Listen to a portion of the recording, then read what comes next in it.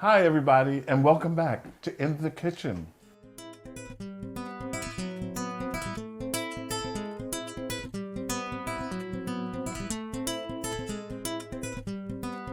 Música que envolve meu corpo. This month is Black History Month, and this evening I'm going to share it with Les Trent from Inside Edition. Hey. Thank you, Les, for being here. Thank you for having me. Oh, Cheers. sure, anytime. Cheers. In this beautiful setting here.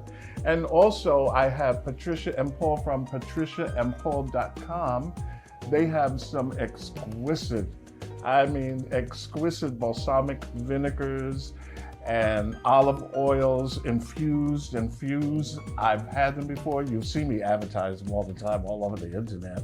But anyway, that's how it is. But in the meantime, I'm going to be making some crab cakes. Simple crab cakes that anybody at home can make. Nothing fancy. Right. You know, just I'm put it glad you're doing together. this because I've never made it before. So this is going to be a first for me. Oh, that's wonderful. That's really good. Okay, and then, Les, you're going to be making one of my favorite dishes. Oh. I am making jerk chicken. Now, I can make jerk chicken, the sauce from scratch, but it takes too long. It's time consuming, Yes. and you've got to deal with those hot peppers. I've only ever found habaneros. I've never found Scotch bonnets in this area. Oh, okay. But they're so potent Yes. that I would prefer to let somebody else do it. So I actually buy over-the-counter jerk sauce. Well, I also And I doctor it. And I buy the same brand. But when I was in culinary school at Hudson Community College, after my first week or so, I came home and I said, I'm a chef and I'm going to make this jerk seasoning. Well, let me tell you. I can really imagine. I had the Scotch bonnet peppers. I cut them in half. Oh, And I forgot to take the seeds out. you've got to take the seeds out. That's the hardest. That's the hottest part of the pepper. Yes, I forgot. Now I'm in school. I'm a chef. I forgot to take the seeds out. Put all the ingredients together and put it in the jar that the other brand is. And I said, let me taste this and make sure it's going to be good for when I use it on the meat. I took a little piece and put it in my mouth, and I cried.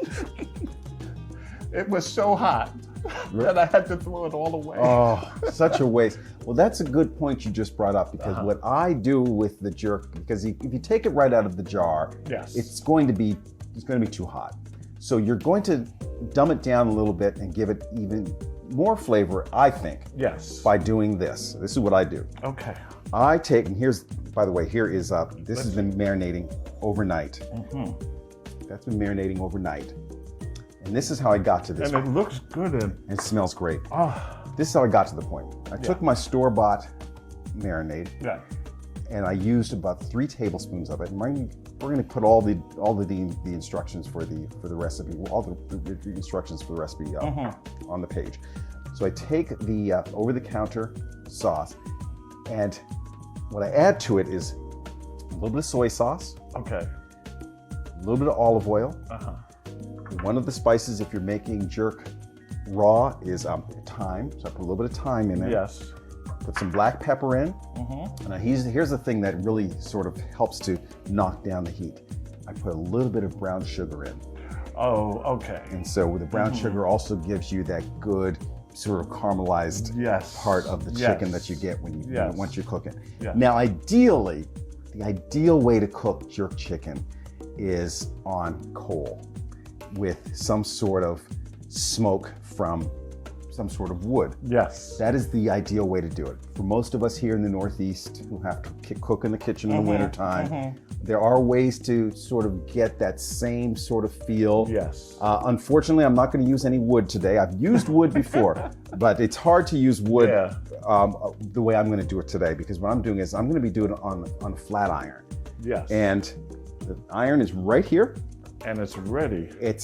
And what I'm going to do with the flat iron is I'm going to put it in the oven first. I'm going to get it nice. That's what you want. And hot. Yes, cast iron. Yes. And so I could do it one of two ways. I could put this whole thing in the oven and then put the chicken on it and turn it once, or I can start on the stovetop and I can cook one side. I'll probably cook the skin side on the stovetop first. Yes. Then turn it over and put this whole thing into the oven. Well, that's a good idea, because when this is hot, it's an advancement for cooking anything, whether it's burgers or what you're doing here. But what I did learn, I was watching a show one time, and the story that I was told, in the islands, there was a man, and I'm gonna make it real short because of time, because I'm a chatterbox. They was inside the shed, and they had all these pieces of wood going across. It was real big, say this big, but it was much bigger. And they had the chicken on top. Right. And they had it already seasoned. So someone said to him, "What are you doing?" And he went on the side because of the sticks. He says, "I'm jerking the chicken." So and that's where jerk chicken came from. Yes, because he was pulling the sticks and he was jerking the chicken. Wow. That's how I was told how it started. Yeah. So it's interesting. Whether it's true or not. Whether it's true or not. Yeah. So anyway, let's get back to how I got to this point. So okay. I've taken all of the things I just told you. I add to the store-bought jerk sauce, which is the soy sauce, the olive oil, the thyme. I put a little pepper in it, some garlic cloves, and some scallions.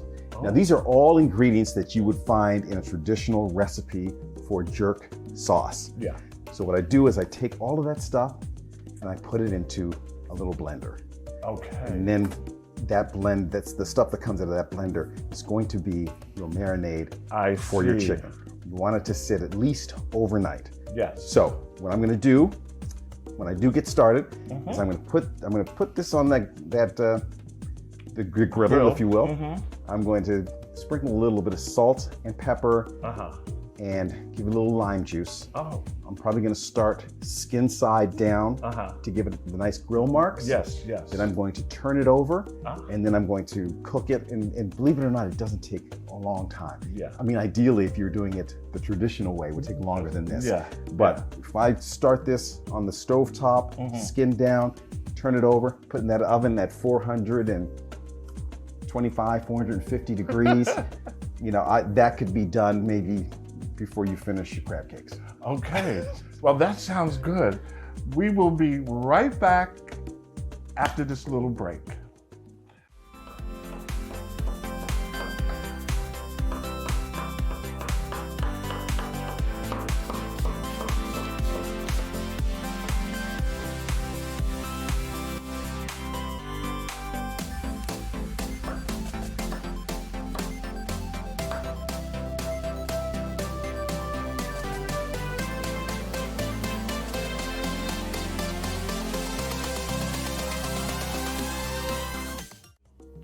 I'm back. You thought I was leaving. I told you I would be coming back, and here I am.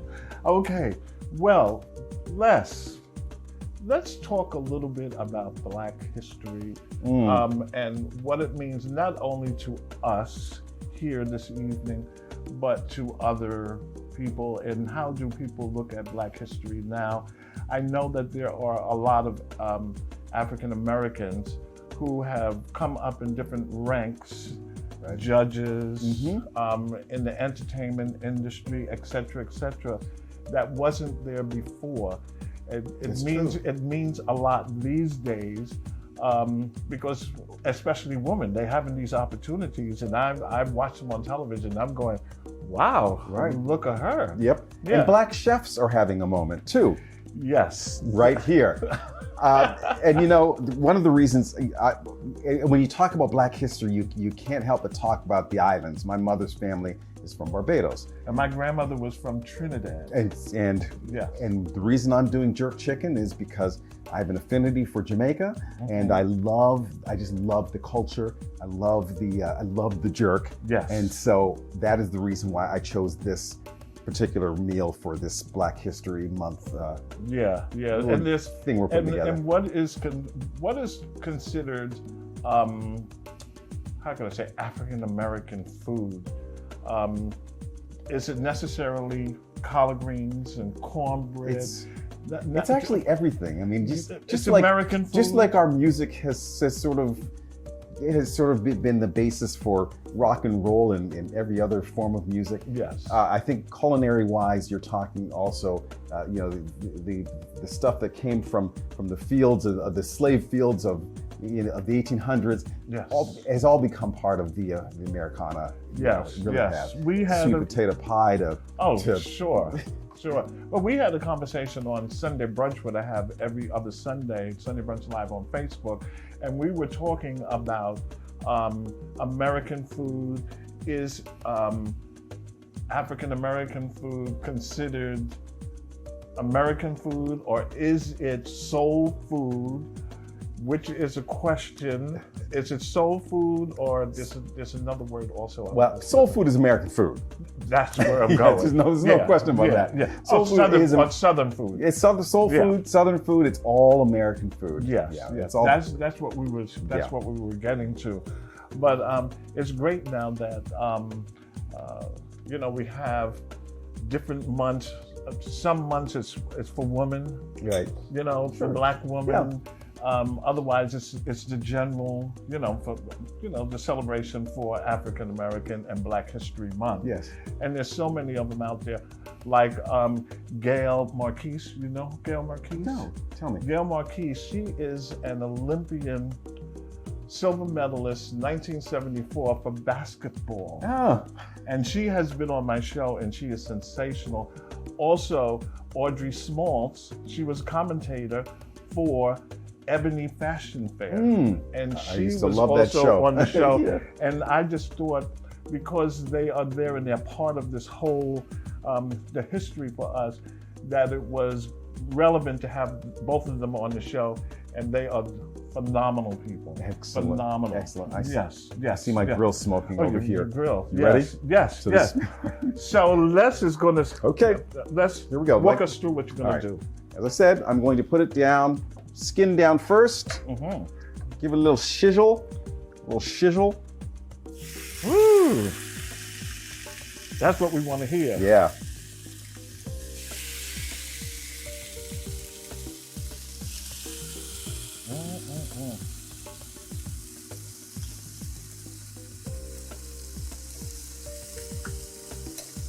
Now, I have chosen to use thighs and legs because I find these are the best cuts. Oh yeah, for jerk. Yeah.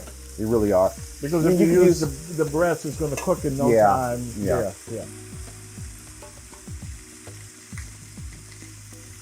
Wow. Hey.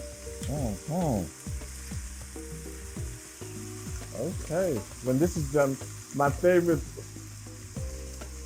word is we're gonna throw down. We're gonna throw down. Wow. Okay. So now what we're gonna do is I'm obviously not gonna waste any of that beautiful jerk seasoning right there. No. So we're gonna take this. Now remember, I have sort of dumbed down the spice so that it's not going to kill anybody. Yes. So this does have, like I said, some brown sugar, soy sauce, olive oil. It's not pure, crazy hot jerk sauce, but it's still going to have a good spice to it. You can smell it, right? You can smell the spice, right? Okay, so. Wow. Take a little bit of salt.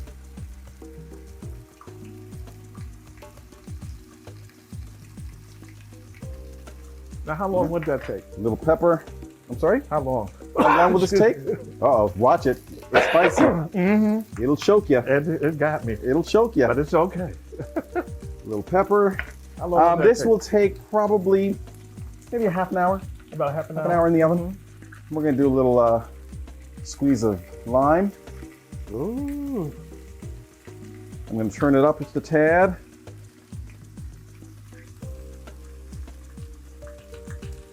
That sure So smells really, good. what we're doing here is we're giving it some grill marks, which is also obviously cooking it just a little bit. We're gonna turn it over. We're gonna stick it right in the oven. Okay, that looks good. Wow. Woo. Smell it? It went right through my nostrils. Yep, that's what it does. That That they does should not. have smell-o-vision. Yeah, that's no joke. Yeah. It's sort of like what happened when you first made jerk. The first Yes. time you tried it. Yes. It went right Uh-huh. through me. Yeah. Yeah. So in the meantime, while that's doing that, I am going to make us some crab cakes. I love some crab cakes. Can you do me a favor? Can you give me a little waste bowl? Or Sure. something? I'm always, if you watch my show, I always forget something. Never fails. Okay. Ooh, that is smelling Check the good. chicken here. Yeah.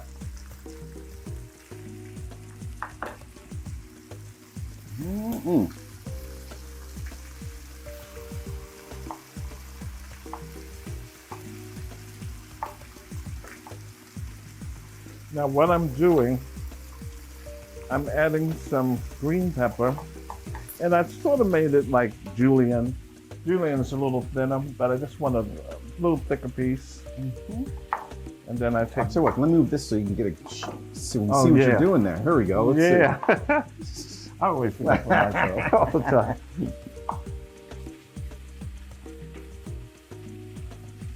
There's nothing more impressive than watching a chef cut up vegetables. I'm like, wow. But you know what?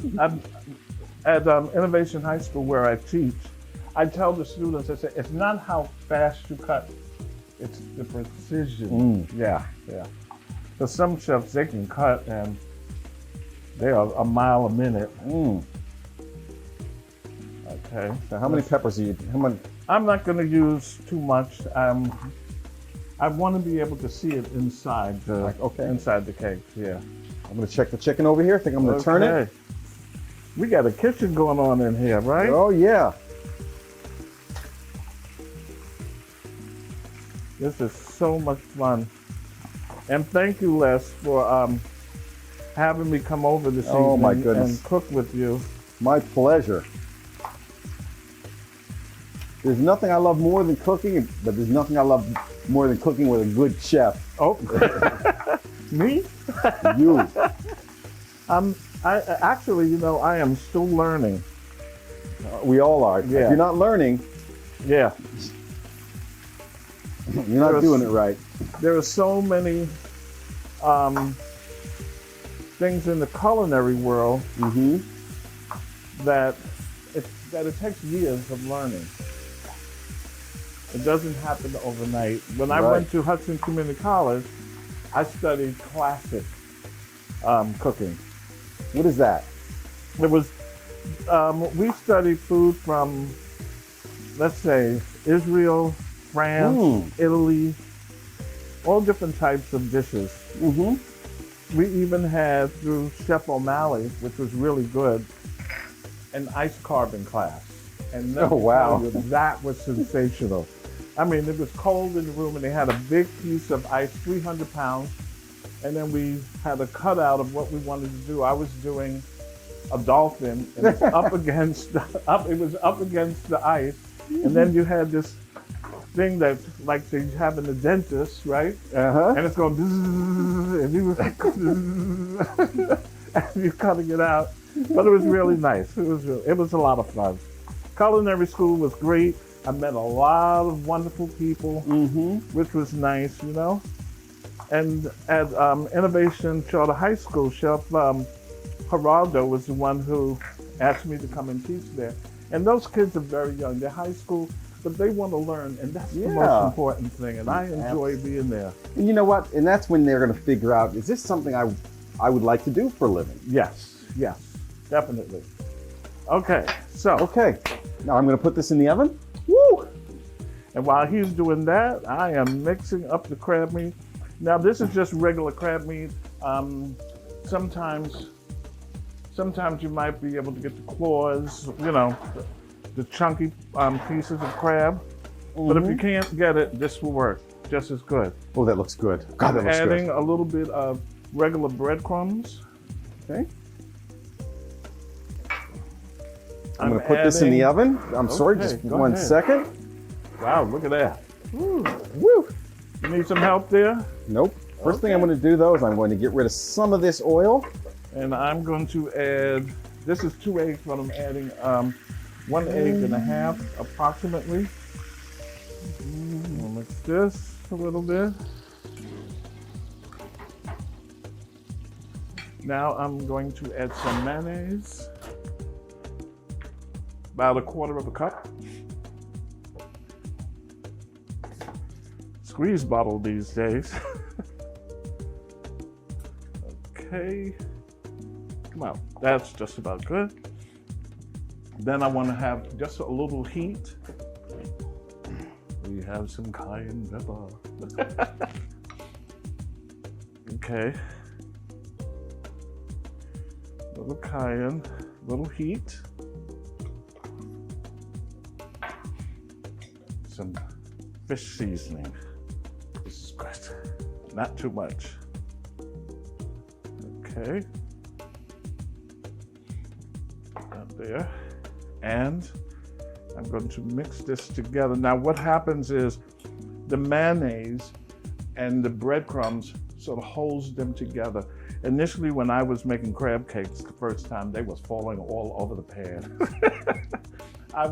They was all over the place. But Chef Claude Lewis, who won Chopped 2019 on Food Network, I told him about this and he says, Rene, I have a good recipe for you. And this is his recipe. And whenever I use it, I have to give him credit, you know? Okay, so look at that.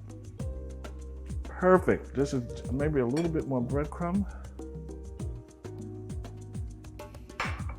Mix that. Squeeze a little bit of lemon. I usually have a presser, but if you hold it like this, the seeds won't get in your food. There we go. Put that there. And here we are. Now look at that. We have some great color. You get that? Really, really nice. And when we come back, I am going to take these crab cakes. I'm going to throw them on the stove while the jerk chicken is in the oven. And then later on, we're going to come back, and my favorite word is, we are going to throw down. All right, Les. Your chicken is in this beautiful stove. I'm smelling it. The spices hit us both. We were just coughing away in front of my nose. But that is good. So now I'm going to start working on these crab cakes, okay? Okay. I'm just going to make some small ones. Grab it like this. Right. Squeeze it together. Looks nice and moist from the Yes, mayo and from the mayo and the egg. Okay. I've never done this before, Oh yeah. but I see the texture you're working with. Yeah. I see it. Yeah. I was amazed in the beginning that you can cook with mayo because, you know, as we grow up, people say, oh, you don't want the mayo to be in the heat. Right. Because and then I'm saying, well, how are you going to cook with it? Right. You know? Cooking with mayo is like cooking with an egg. Yeah. Put this up just a pinch more. Let's take another. You see how that's staying together? Not too big. Perfect. And once you squeeze it, and the breadcrumbs in here just helps it a lot. Okay, I don't want my glove to hit the oil. There we go. Let's do another. Now this is great. Have you ever had a crab cake sandwich? No. Oh, it is so good. Have You put it on like a hamburger. Yes, bun, yes. yeah. You're going to make them a little bigger. Have you ever had or heard of the collard green sandwich? I have not. Oh, that I is have not. Yes, as we do this, the collard green sandwich comes from the South. I believe the American Indians, they are Lugby or something like that, and they take the collard greens and they cook them down, and then they make something called chow chow. Chow chow. Chow chow. Chow chow is made with green tomatoes. Chow chow is made with green tomatoes and cabbage. Oh, wow. And they take the greens and they put it on a wafer of cornbread. Now there is a documentary that you can watch. It's called Somewhere South. The chef is Vivian Howard. And when they're down south, that's what she watched them make. This woman sat and she had a big tub with the cornbread mix, and she had her hands in there mixing it together. Wow. She had this pan on the side, and she would take it, and she knew how to take it and put it in the oil, and it came out to be a thin wafer. Oh my They goodness. use this cornbread. Delightful. They use this cornbread wafer. The greens are drained, of course, and when they cut up the greens, they don't cut like we do, you know, big pieces. They cut them as if it was spaghetti, real thin. They drain that, put it on the cornbread, then they put the chow chow on top and put another piece. I made it, but I couldn't get that cornbread to be so I used rye bread, and let me tell you, it was so good. Oh, I was amazed. By the way, this smells amazing. Oh, thank you. Yes, it's called the collard green sandwich. I thought these people were crazy. That's whoever had collard greens as a sandwich. Oh yeah, this is gonna be perfect. I'm gonna have to make some more. Should have kept my gloves on. How many of us are eating tonight? About 2, 10, 4, 6. Okay. Just need a couple more. Just a couple more. So what I'm doing, I'm letting these get nice and brown. Notice that the flame is not up very, very high. It's just moderately up. And then all I have to do is just turn it. Oh yes, I can see it's getting there. Now get a little crisp. Yeah, so that's part of the history that I learned, you know, from down south. There's another show. It's called. There's another show. It'll come to me, and it's also regarding African American cooking. High on the Hog. High on the Hog. I love the name of that. You haven't seen I know that? you're going there. Oh my goodness. High on the Hog. High on the Hog. Love the sound of. Oh my goodness. High on the That Hog. looks beautiful. High on the Hog. You have to see. It's, I think, 4 parts. And this chef, she made what she calls burnt beet cornbread. Burnt beet cornbread. Burnt that is beet. Cornbread with beets, right? Yeah. I'm gonna have to turn this fan on. I think. Okay. Yeah, I see. We got some smoke Is going. that your chicken You're down smoking. there? Okay, Les, we did some of our wonderful crab cakes. Now it's your turn. Oh, And you've never made crab cakes before? I've never done it before. Oh, it's really Okay, it's like easy. making a hamburger, I assume. Yeah. All right, so you just grab some Okay. with your hand, the size that you want, not too big. Yeah. And mold it together. Okay. There you Yeah, go. just a little bit more. Okay, let's see. Oh, wonderful. Okay. And you're going to take it and put it in the pan. Now remember, don't put it this way, put it away from you, just in case for splatter. Do a little splatter. Yeah. Oh, Okay. look at that. You know what? Might as well make the rest. This looks like Yeah. there's about 3 left in here. Yeah. Are you sure you've never made these before? I've never made them But you've before. made burgers I've made before. burgers before. Yeah, yeah. Very good. Look at that, a pro. Not like you, my friend. Uh-oh. One more. I love that sound, the Oh, I sizzle love of it. the The pan. sizzle is the best. Yes. But look at this chicken. Oh, my. I'm scared of you, Les. And I really I'm thank scared you of so. you. And I thank you very much for having us come here this evening. It's a pleasure, and it's nice being around good people. Trust me, Yeah. it's my pleasure. Okay. Look at that. Easy. Beautiful. Yes. Okay. So, what we're going to do, Les and I, when you could finish your glass. Mm-hmm. Les and I, we're going, while these crab cakes are cooking, Les and I, we're going to take a break because we have some very special guests this evening that are sitting in the wings and they're anxious to be on camera.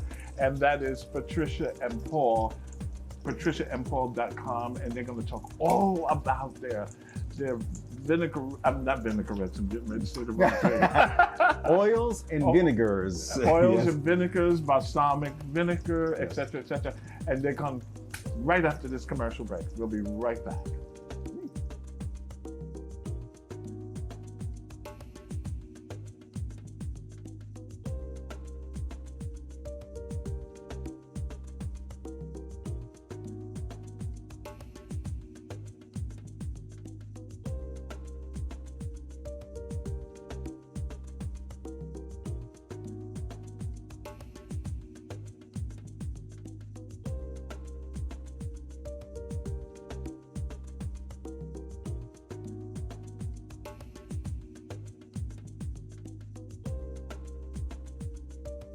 Hi everybody, we are back. Oh, we started off talking about Black History Month. Then Les, he gave us this beautiful presentation of his jerk chicken, and I can't wait to throw down on that. And then we have my crab cakes. Oh, we are going to eat good tonight. And let me introduce you to someone. Her name is Patricia from Patricia and Paul.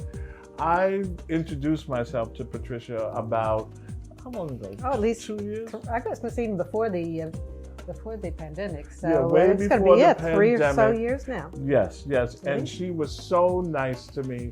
I was just starting out doing my shows, and Patricia sent me a whole case of her balsamic vinegars. I liked the one that had the strawberry because I made that sangria. I think maybe you've seen that picture with the sangria and pouring it. It was wonderful. Patricia, thank you so much for being here and taking time this evening. I really, really appreciate it. You're a good friend. Thank you so much. No, And I appreciate you including me in this tonight. So Yes. it's anytime you need Yes. me, you know I'm there for you. Thank you. And Patricia has been on my show, and also Paul. And Patricia, you talked about how can I say, the balsamic vinegars, and you talked about the olive oils, and I got some good feedback because people did not know anything about olive oils, especially.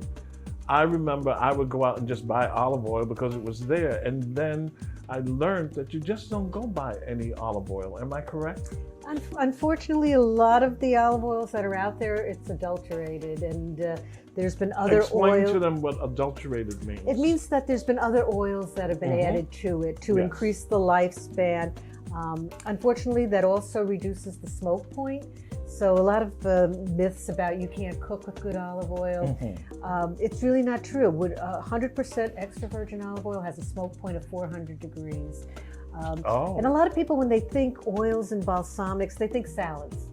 Yes. And, that's why I love coming on your show. And we do a lot of events in our store. We're located in Westfield, New Jersey. Yes, you are. And we have another store in Summit, New Jersey. And I love having folks in for events because this way we can show them all the good things that you can do with a good olive oil and balsamic. It is so true. And people say olive oil is very expensive. Believe it or not, if I fry chicken, I use olive oil. I found that the canola and the vegetable, it's thick. It coats my stomach, and then at night I'm saying, oh, I don't feel too good. You're paying for it that night. Yeah. But I found that the olive oils, and I read the label, and it is true also, right? That olive oil should be in a dark bottle. Yes, air, heat, and light is what kills olive oil. So you want it in a dark bottle. I know it looks beautiful sitting next to the stove, but that going up and down with the heat is what's going to kill the olive oil. So a cool, dark place, a pantry in the kitchen, that's all you need. Olive oil does not need to be refrigerated once you open it. Just keep it in the pantry. That was one question I was going to ask you at one time, because I opened up the olive oil and I said, now, does this go in the refrigerator or not? No, But again, because 100% extra virgin olive oil is actually going to freeze. So it's going to coagulate on you. So if by accident you do put it in the refrigerator, just take it out, let it get back to room temperature, and you're good. Years ago, I did that, and it was another brand. And when I looked at the olive oil on the door in the refrigerator, it was cloudy. Is that what's... That's what was happening, yes. Because we do a lot of farmers markets and things, and as the season gets late, a lot of, when we're outdoors, with the olive oil will start to coagulate and freeze up on you. So that's what But you just keep it at is. room temperature. It's not going to ruin the quality or anything. The other thing is olive oil, unlike the wine that you're drinking that gets better with age, olive oil starts to deteriorate. What is the shelf life? Say, for instance, I received one of your olive oils, or balsamic. What's the shelf life? Okay, so the shelf life from the time of crush is 2 years. But that's in a solid tank like the ones I have in our store. In a bottle that you're opening and closing, I usually say 4 to 6 months. 4 to 6 months. And you'll know if it's gone because it's a rancid smell. So you'll be able to definitely know when olive oil. Or taste. And you'll definitely taste it. That it's gone. I had, when I first started my show, someone sent me some olive oils. And after a while, I tasted it and I said, oh, this does not, But that's the funny part. When I first opened, people would taste the olive oil and say, oh, this must be rancid, because they felt that peppery feeling in the back of the throat.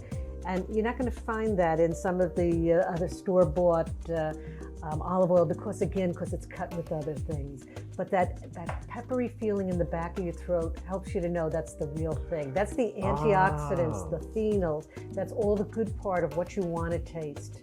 And so we have mild, medium, and robust ones in our store, and that just is more of that peppery feeling. What about, we hear about olive oil blends. Right.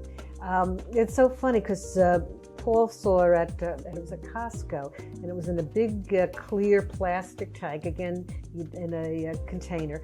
You don't want clear, and you don't want plastic. So you definitely want it to be in a glass or metal, something that's going to keep the air out. But the blend, it said light olive oil. So like I'm thinking some people might think, oh, maybe it's going to be less calories for me. I'm watching my weight. So, but it actually, what it was light on was olive oil. It was only 15%. When you started to read down the ingredients, it was only 15% extra virgin olive oil. And the rest? And the rest said refined oil. And what refined oil is, it's been cooked up.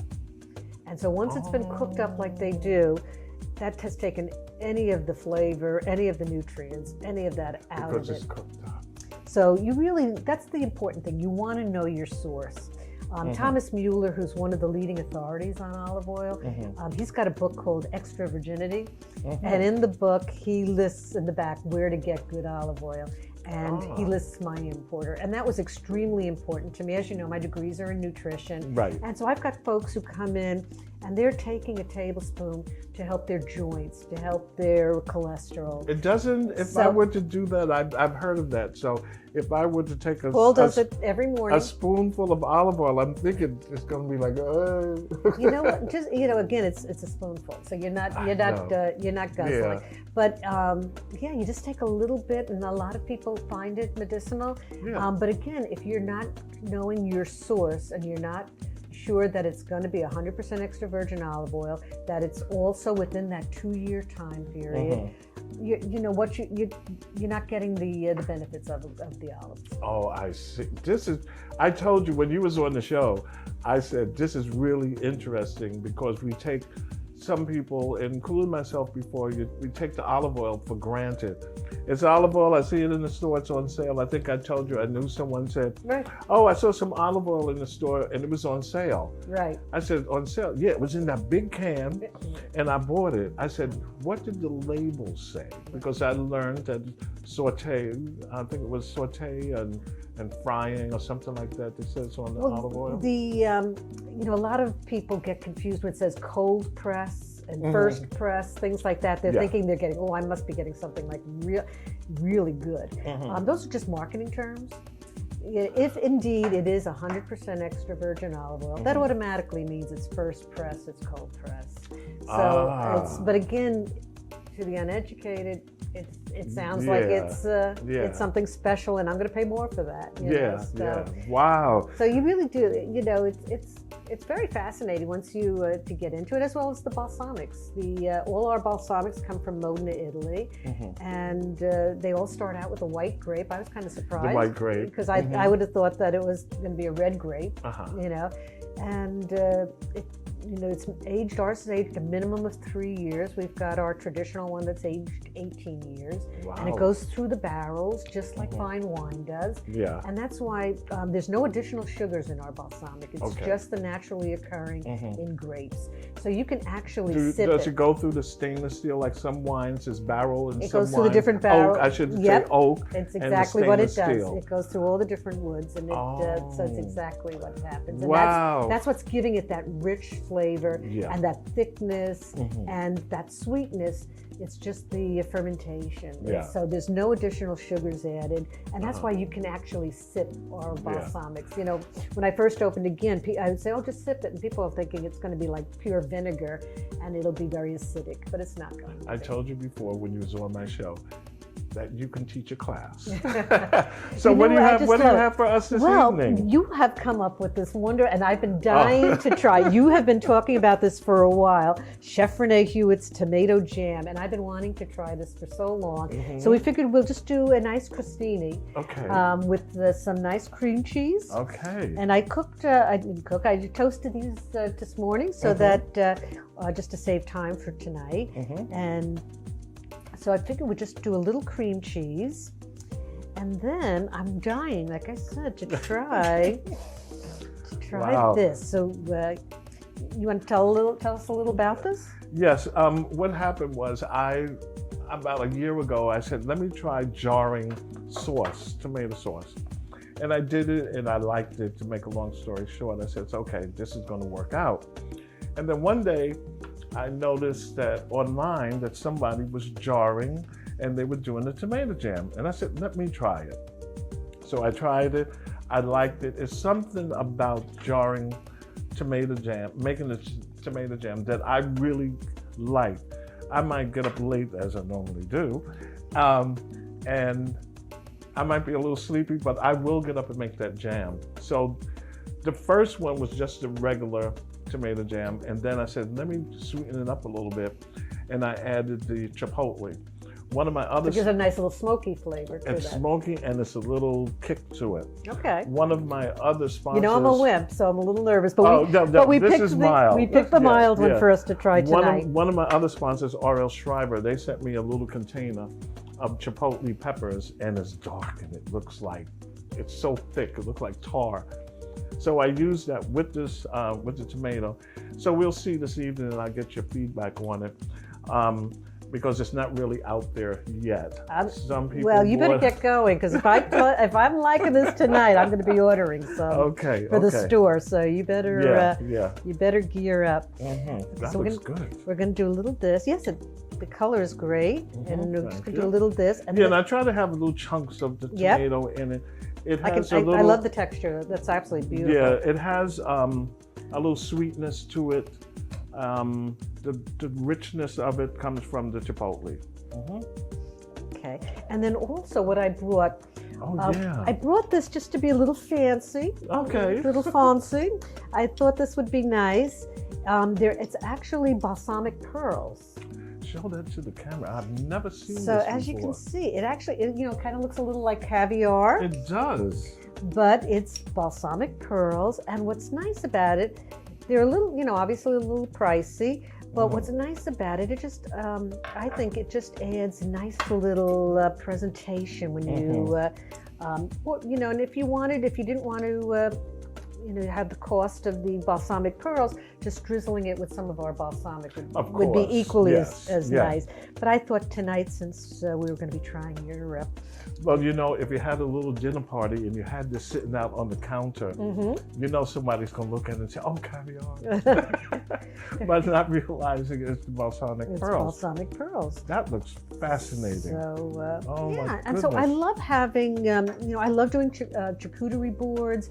I love doing quick and easy appetizers. And this, again, is one, if you're working all day and you're trying to have a party, this is a nice, easy crostini it looks fantastic. Look at that. So I don't know if you want to try it now or you want to have it a little bit with everybody else. Yes, I think I'll have a little bit because they're going to say Rene and Patricia is over there eating everything up. They're going to be jealous that we're getting it. Yes, yes. Yes. Okay, so we could wait for everybody else. Yes. Okay. Well, Patricia, I really want to thank you so much once again for taking the time and, expanding your knowledge to us who don't understand about balsamic vinegars and olive oils, et cetera, et cetera. I really, really appreciate you being here. Oh, thank you. We love entertaining. Paul has a large family. We love entertaining. And we love the olive oil, and that's one of the things I love is sharing that knowledge with everybody. And that's part of what I think is my responsibility when folks come into the store is that we had talked about fused and infused, and look, the next segment, the next time we get together, we'll talk about all the different kinds of olive oils. Oh, that'll be wonderful. Probably at your store. You're always welcome. Yes, and I really want to thank you for being here, and also to Les. He's in the wings. Is he not the best? We have to thank him for opening up his home for us to be here this evening. And his lovely wife Gwen. We appreciate yes, that. and Gwen also. Of course, we can't forget Gwen. Hi, Gwen.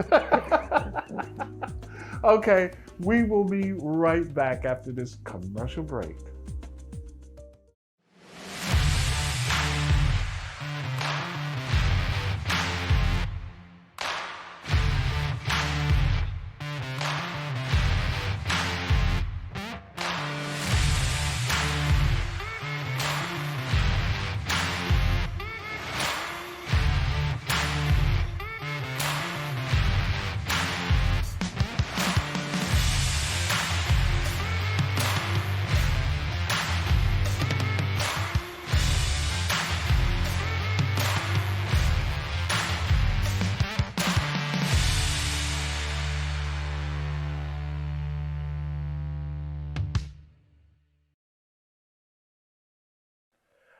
Okay, I am back. I am having a fabulous time this evening. We started off, like I said before, with jerk chicken. We have the crab cakes. Absolutely. And I would like to introduce you to the other half of Patricia and Paul. Is Paul. Paul, thank you so much for being here this evening. Chef Rene, thank you for having us here. Yes, Appreciate yes. it. I think we've spoken. The first time was on Zoom. Yes. When I first was introducing you. So now in the live. Here we are. Yes. Paul, once again, thank you. Tell us a little bit, something else about the business between you and Patricia. We've been doing the business for almost 10 years now. We started in 2013. It was funny because when Patricia came up with the idea of doing the olive oil and balsamic, she was working for FedEx at the time. She was regional manager for the entire Northeast, so she had 100, 200 stores or whatever. Wow, that's a lot. And that was a lot of traveling, so it was a lot of time away from myself and the home and everything. So she was looking for something else to do. So one day we were actually we were down, I believe, in New Hope, and we were walking around, and somebody shoved a postcard in her hand for an olive oil and balsamic store. We're looking, going, an olive oil and balsamic store is like olive oil, you buy it in the ShopRite, not a big deal, right? So, but at the end of the day, we went to the store, and she walked in, and she's like, "This is what I want to do." Really? And yes, it was almost like this feeling came over, and I'm a foodie, so I love to cook, I love to eat. That's why I'm so happy to be here with you tonight. And I was like, cool, let's do it. So we came up with a plan the end of September, and by next April, we were actually open. So Wow. it was like that fast because Patty's very good with what she does. She's got her master's degree in nutrition. She went to NYU, so she's a very smart gal. Wow, and I'm so happy to have both of you here. Thank you very much, Patricia. She's sitting over there. She's in the wings still. She's in the wings. So, what are you doing this evening? So what are you going to prepare for us? One of my I guess hobbies. I love to make cocktails. Okay, And that's what I need for my show, cocktails. Absolutely. Oh my goodness, I would love to have that Absolutely. as some of the fill-ins, because sometimes I do have an episode, a segment where I have guests, and then we need a little bit more. Okay. And someone to come on and do cocktails, I think it's really, really nice, because then, especially if it's pairing. Oh, absolutely. Yeah, so I'm always looking for something different to do with the balsamics and stuff, because it's like I always tell people when I'm in the store or if I'm at one of the farmers markets or one of our off-site events, what I always love to do is like once you get something in the house, it's like, well, what else can I do with this? Yeah. So the different oils and then the different balsamics. And one of the things we love to do with balsamics is actually just mix it with club soda. So you mix it with club soda and you get a very low calorie soda that's all natural. So there's only 15 calories per 10 milliliters. And it's just a nice, very good flavor. There's nothing artificial in it. There's nothing to make you a little loopy. But then I also tell people, well, you can always mix it with gin and vodka too. Okay. When I got the sangria recipe, yeah. That was great. And I told people, I said balsamic vinegar is in it, and I think also what was the alcohol? Brandy. Brandy, yep. Brandy was in that recipe. Brandy, sangria wine, and the strawberry balsamic. Yes. A couple oranges in and stuff. Put that over ice. Yeah, they was like, balsamic vinegar. You drinking that? Yeah. I said, you have to taste it. It's really good. Yeah. Because our balsamics they're much sweeter than what you normally get in the store. All our balsamics come from Moda in Italy, which is the only place where a true balsamic can come from. Oh, really? Almost much like champagne can only really come from Champagne, France. Yes, right? true. So it's not coming from Champagne, France. It's Italy would be a prosecco, or anything like that, or just like a sparkling wine. So same thing comes true with the balsamic. I learned something tonight. Yeah. Isn't that something? I guess everybody learned this evening. This is really good. Okay. We're always on a mission to educate everybody. Yes, that's good. Okay. So what we've come up with tonight is a strawberry tequila sour. So I'm going to muddle some strawberries. We're going to add a little bit of lime juice to it. We're going to add some tequila and a little bit of the strawberry balsamic, and then add a little mint to it for garnish. Just get a little extra flavor. Yeah, that strawberry balsamic is good. That was part of that sangria. Sangria. Oh yeah. Yeah. That's great. Okay, let's see. So the first thing we're going to do is just cut up our strawberries. Cut a couple of those up. Yeah, let's move so they can see what you're Sure. doing. So sorry. Oops. Okay, so you're cutting them into fours. Yep. Okay. This way it'll be easier to muddle. Very good. So then I got muddler. Actually, my daughter got me a muddler. So may the force be with you. Oh. She knows I'm a big Star Wars fan. So she got that for me. Yeah. So you can sit there and you can muddle them until they become almost a pulp. And what do you call it? Muddling. Muddling. Yes. Okay. Yep. And That's how much I know how to make drinks. Oh, you do need my help, don't you? Huh? You do need my help. Okay. So, and we don't muddle the mint at the same time as the strawberries, because if you muddle the mint with it, it gets too much like an earthy taste to it. So it'll get a little bit more bitter. Oh, So okay. we're going to gently muddle. After we do this, then we'll gently muddle the mint. Okay. So let's see, what consistency? Oh, I see. Yep, we're going to throw a couple more in there. Because really you want the pulp and the juice. You don't want the actual strawberry itself. Oh, okay. Very interesting. Now, I'll go home and try and make it one day. It'll be all messed up. I'll just say, okay, Rene, stick to the stove. You can always come over. I'll make one for you. Okay, thank you. Okay. So just muddle that a little bit more. Okay. So what is this here? So this is actually lime juice, organic lime juice. I squeezed that last night. So we didn't have to That's a lot of squeezing. I got a machine for it. Oh. So it makes it a little bit easier. I use that little hand squeezer. Yeah. You know? Okay, so we do that. So now we're going to add the lime juice to it. So we're going to do about 1.5 ounces to 2 ounces of lime juice. That gives it the sour. Okay. And then we're going to do about 1 ounce of strawberry balsamic. Because number one, it'll give it a nice dark color, but then it also gives that a really nice flavor. Let me ask too. you a question. Sure. When it comes to the balsamic or any of the other, how do I say, the other types, are they needed to be shaken? No. No. Okay. Yeah. I wasn't sure. So just pour them as is. I know it's a crazy question, but It's fine. I'm sure there are people out there saying, "Oh, do I take it and shake it up before I use it?" Okay, so Nope, I don't. only if you're mixing with the oil at the same time. Okay, yes, that. Then you're going to want to multiply it. Right. And so then we're going to put in about 2 ounces of tequila.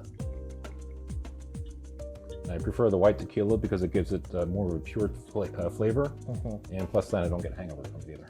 Okay. I told you what will solve a hangover, right? Oh yeah. Yeah. Plop, plop, fizz, fizz. Blop, blop, this, this, shake it before you go to sleep. Wake up the next day and say, "I'm ready to start partying again." Right, let's put a little bit of ice in here. Oh, and here comes the mint. Okay, so like I said, you're not going to crush the mint. You're just going to put the mint as is, and it'll just extract some of the natural flavors out of it. Okay. Because otherwise it gives it too much of an earthy taste. Oops. Okay. And we're going to shake it up. Okay. So number one, shaking it's going to get much cooler. Yeah. So make a nice cold drink. And then it also mixes all the flavors. Okay. What is that drink that they put the lime in and they crush it? Oh, a mojito? Mojito. Yeah. Okay. Yep, that'd be the lime. That's also with the mint as well. Yes. Give that a little more. And then for this particular drink, we're going to use a strainer. Ah. Put that in.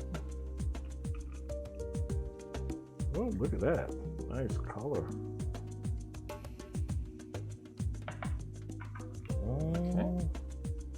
Do I have any flop, flop, fizz, fizz? I hope so. And that's for you, sir. Uh-oh. Here I go. And to everybody else out there, I hope you enjoy. Okay. Cheers, my friend. Thank you.